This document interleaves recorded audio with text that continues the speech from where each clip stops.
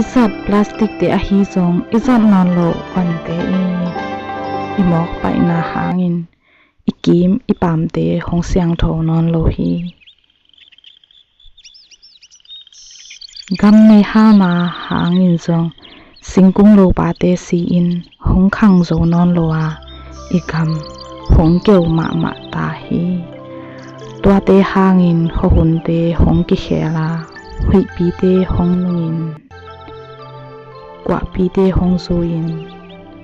tui chin te hong tunga ikam hong su se mang hi tuai manin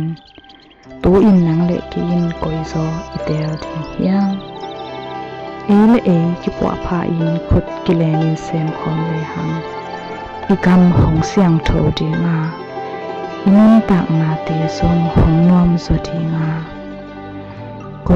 koimun en le hang ikam hong nim nil dia kik ting hi ilung sim te zong hong siang tho zo ding hi lam te o e te in pwa pha ke le hang hui pi kwa pi tu chin te in hong su se ding